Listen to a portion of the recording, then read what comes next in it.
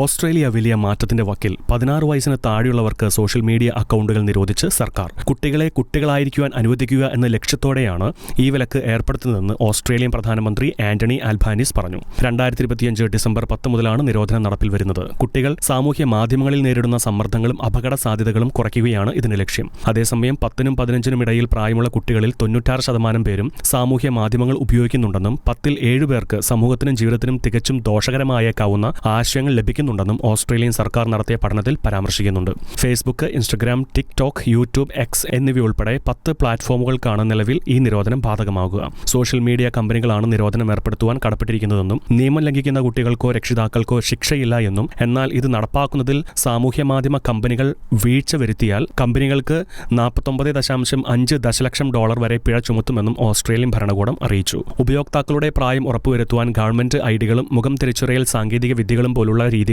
കമ്പനികൾ ഉപയോഗിക്കണം. നിരോധനം ഫലപ്രദമാകുമോ എന്നതിനെക്കുറിച്ച് ആശങ്കകൾ നിലനിൽക്കുന്നുണ്ടെങ്കിലും മെറ്റ കമ്പനി ഡിസംബർ 4 മുതൽ തന്നെ കൗമാരക്കാരുടെ അക്കൗണ്ടുകൾ അടച്ചുപൂട്ടുവാൻ തുടങ്ങുമെന്ന് പ്രഖ്യാപിച്ചിട്ടുണ്ട്. 16 വയസ്സിന് താഴെയുള്ളവർക്ക് സാമൂഹ്യ മാധ്യമങ്ങൾ പൂർണ്ണമായി നിരോധിക്കുന്ന ലോകത്തിലെ ആദ്യത്തെ രാജ്യമാണ് ഓസ്ട്രേലിയ.